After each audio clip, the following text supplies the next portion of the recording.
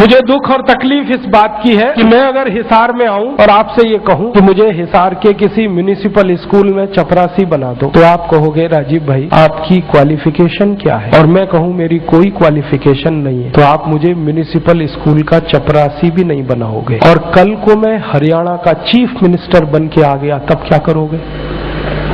उसी zero qualification पर मैं हरियाणा का अगर चीफ मिनिस्टर बनकर आया तो आप मेरे गले को मालाओं से लाद दोगे और जिंदाबाद इतनी करोगे तो सारा शहर बहरा हो जाए। ये विडंबना है हमारे देश की। जिस व्यक्ति को मिनिमम क्वालिफिकेशन के आधार पर किसी स्कूल का चपरासी नहीं बनाया जा सकता, वो व्यक्ति मुख्यमंत्री हो सकता है, राज्यपाल हो सकता है, प्रधानमंत्री हो सकता है, राष्ट्रपति हो सकता है। विडंबना इस देश की पता है क्या है? जिस व्यक्ति ने जिंदगी में कभी खेत में हल नहीं जोता वो कृषि मंत्री। सालों साल इस देश में शिक्षा मंत्री ऐसे लोग रहे जो कभी स्कूल नहीं गए पढ़ने के लिए। मैं बस नाम नहीं ले रहा हूं, बाकी आपको सब पता है। इस देश में एक व्यक्ति ने जिंदगी में कभी चाय की दुकान नहीं चलाई, वो देश का वर्षों वर्षों वाणिज्य मंत्री रहा जिसने दुकान नहीं चलाई कभी। फाइनेंस का जिसको ABCD नहीं आता वो सालों साल इस देश में वित्त मंत्री रहता है। जिसने कभी अपने बेटे और बेटियों को भारत की सेना के लिए भेजा नहीं कुर्बान होने को, वो देश का रक्षा मंत्री हो सकता है। और जिसको अपनी रक्षा करने के लिए सैकड़ों जवान लगते हैं वो देश की क्या रक्षा करेगा? सोचो आप। जिस व्यक्ति को जिंदगी में कभी विज्ञान और तकनीकी का अंतर पता नहीं है वो साइंस और टेक्नोलॉजी का मंत्री हो सकता है, और जिसको इनमें से कुछ भी पता नहीं है वो प्रधानमंत्री हो सकता है। इससे ये विडंबना है हमारे देश की।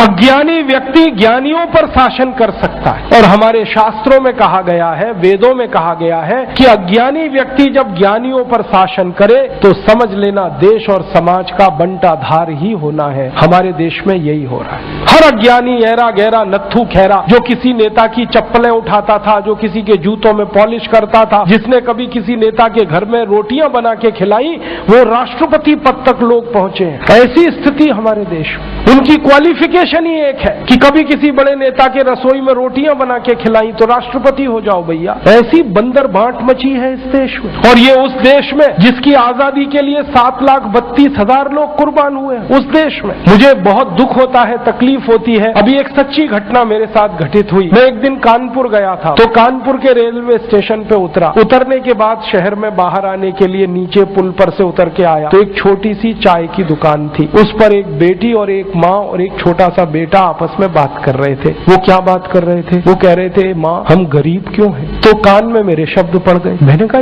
ये इस तरह का प्रश्न कोई अपनी माँ से पूछे तो मुझे लगा ये कोई साधारण लोग नहीं है, कुछ तो इनमें असाधारणपन है। चल के पूछा जाए कौन लोग हैं, परिचय लिया जाए। तो मैं गया उस दुकान पे, मैंने पूछा आप लोग कौन है? तो उन्होंने कहा कि हम तात्या टोपे के परिवार के लोग।